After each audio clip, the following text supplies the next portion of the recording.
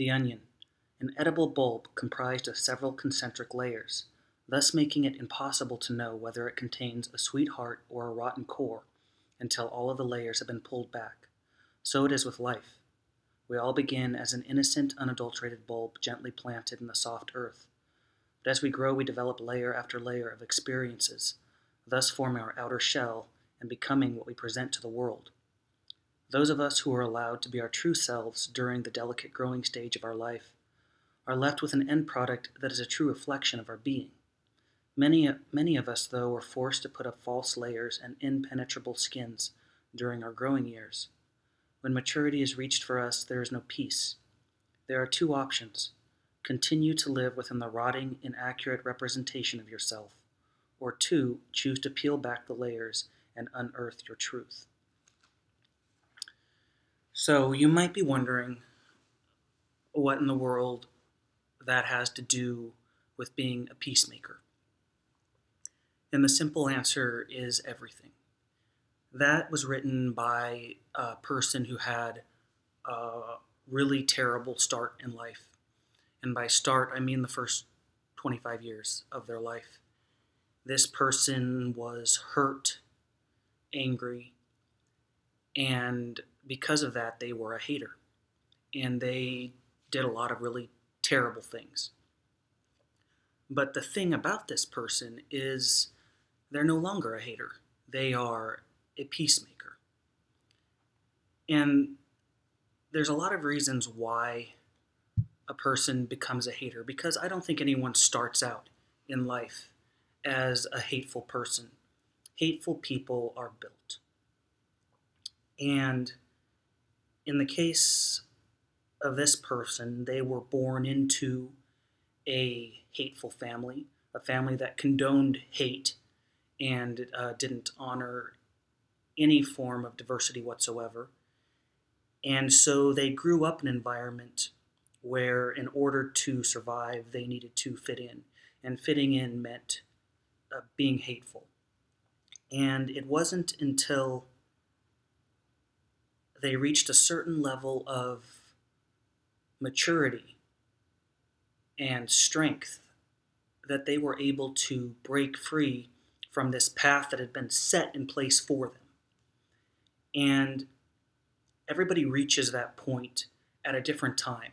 And it's not a competition, because some people have a poor start in life and their mountain is this big and they have to surmount this obstacle to get to a spot of strength and maturity to leave that hateful path. Some people, others, their mountain is this big. And some people's mountain is just gigantic. And everybody gets to the point at a different spot in life. Some people get to it when they're still a child. Some people don't reach it until they're 60, 70, 80, and some people never get there. So it's not a competition. It's just a fact of life that we all are born into different situations. You may be thinking, I can't be a peacemaker. I'm too angry. Well, when I say peacemaker, I'm not saying you need to be zen. I'm not saying you need to ignore your anger. I'm saying that so you're angry, and that anger starts at your feet, and it moves completely through your body, and it sits right here, and it's on a hair trigger. And the slightest little thing happens, and that hate comes out. And it usually comes out in the form of a verbal assault first. I'm not saying that's going to go away. When people are hurt and when they're angry, that's something, it's not something easy to get rid of. What I'm saying is that in that moment, the difference between a hateful person and a peacemaker is in one simple action, and that is the pause. You simply pause. And if you manage to pause before you make a hateful comment to someone or statement to someone or say something that reflects a lack of empathy, then you have completed the most difficult task in being a peacemaker, and you've already won. Because pausing when you are pissed, even if it's pissed for a just cause, is a win. What happens when you pause is you allow this anger to go to a different spot. Instead of coming out of your mouth, the anger travels up into your prefrontal cortex, and it's filtered.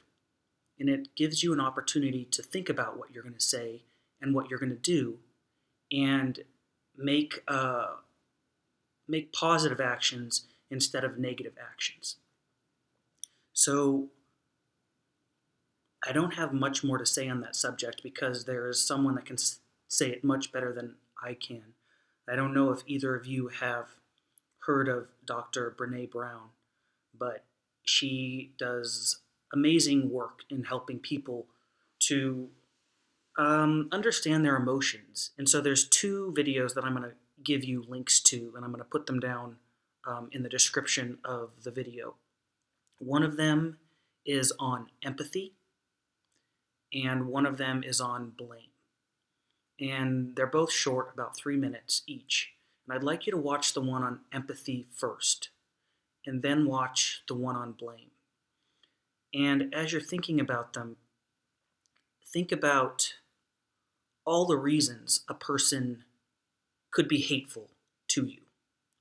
And admittedly, it's not easy to choose to be a peacemaker rather than retaliate when someone's being hateful. It's not an easy thing. It's incredibly difficult.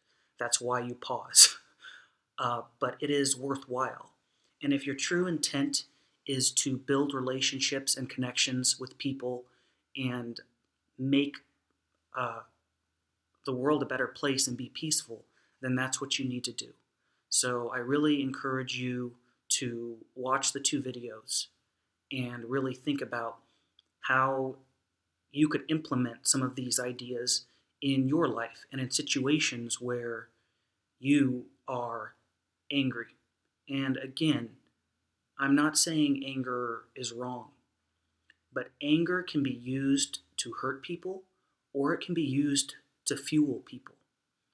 And just like the person I was talking about in the beginning that wrote about the onion, they use their anger to fuel them. And to the very best of their ability, they use their anger to fuel them into trying to elicit positive change. And you can do the same thing.